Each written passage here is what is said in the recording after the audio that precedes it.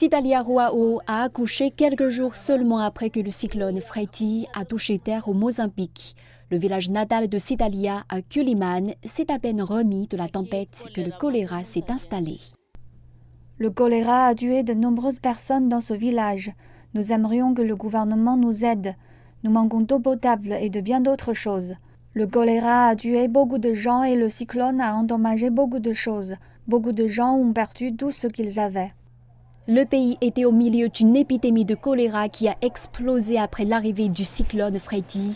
Les infrastructures d'eau en ruine ont été anéanties et embordées dans les rivières avec les eaux usées dues à un mauvais assainissement.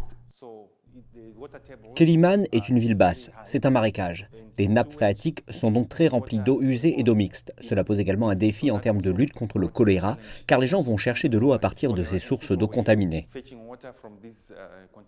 De nombreux hôpitaux et cliniques ont également été endommagés, ce qui rend difficile le traitement des malades. Cet hôpital d'intervention d'urgence mis en place par l'Organisation mondiale de la santé, Médecins sans frontières et les Nations unies devrait traiter plus de 400 nouveaux cas par jour. Mais les choses sont maintenant sous contrôle.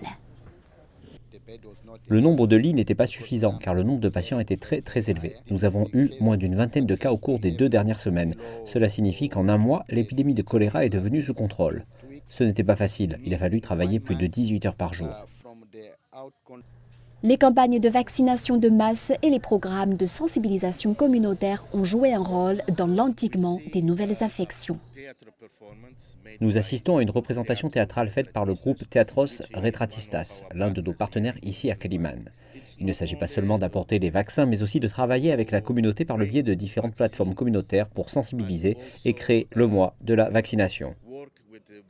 Ailleurs au Mozambique, la situation reste sombre alors que les travailleurs de la santé luttent contre la pire épidémie depuis 20 ans. Davantage d'investissements sont nécessaires pour améliorer les systèmes d'approvisionnement en eau et d'assainissement afin de débarrasser complètement le pays du choléra. D'ici là, des millions de Mozambicains resteront en danger lorsque les pluies reviendront.